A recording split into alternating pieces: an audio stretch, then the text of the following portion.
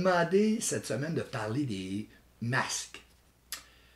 Moi, un masque, je vais changer le mot par une façade. C'est la même chose. J'utilise un masque ou une façade quand j'ai peur d'être en relation, de rentrer en relation, que vous découvriez qui je suis réellement. Hein, puis c'est aussi mes défauts de caractère qui m'amènent à changer ma personnalité. Donc, on a toujours de fausses relations puisque c'est pas moi que je vous présente. Un exemple, la première, ça serait la façade diplomatique.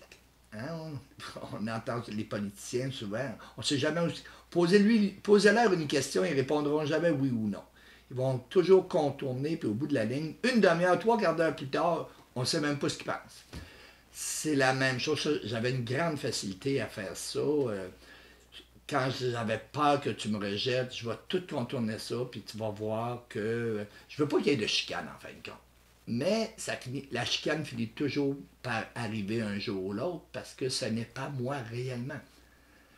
Une autre façade intéressante, c'est la façade des intéressés. La façade intéressée, ça là, c'est vous parlez puis ah ouais, c'est une fausse intérêt. Je n'ai pas réellement d'intérêt pour ce que vous avez à dire. Ah ouais, tu penses ça toi?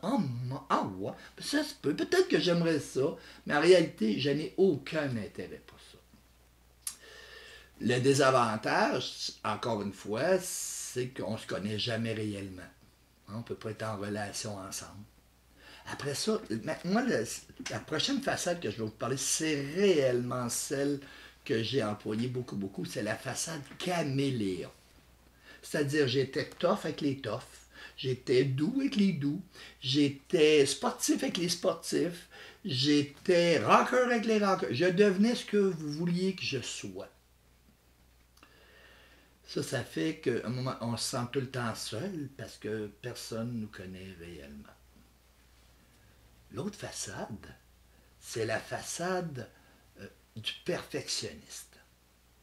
Le perfectionniste. Le problème avec la façade du perfectionniste, c'est qu'on ne peut jamais faire d'erreur. Peu importe que j'ai des problèmes ou pas, je les garde pour moi parce que je ne veux pas que vous découvriez ma partie humaine, mon côté humain que je suis. Donc, je suis toujours en train de chercher. Je sais toujours tout, je le sais. Hein? Mais pour ça, être avec quelqu'un qui sait toujours tout. Non, oui, je le sais. À un moment donné, on se retrouve seul, même physiquement. Puis la dernière, c'est la façade intellectuelle. Hein? On va parler de grandes choses. Hein? C'est l'art de parler de grandes choses. Être ou ne pas être, là est la question. On parle, mais il n'y a pas d'action. Un grand philosophe, Jacquard, un philosophe français, disait, lui pouvait le dire ça puisqu'il était philosophe, il disait « La philosophie, c'est l'art de tout savoir et de rien faire. » Donc, c'est un peu ça. Pour finir cette semaine, je vous propose d'essayer d'être vous-même le plus possible. Risquez de faire des erreurs. N'oubliez pas, on fait des erreurs. On n'est pas l'erreur. Puis en passant, le 6 de juin, je serai à Québec. Ça fait quelques fois qu'il y a quelques personnes qui me demandent quand je vais passer à Québec. C'est le 6 de juin. Pour plus d'informations, allez sur mon site renaudhenschel.com. Au plaisir.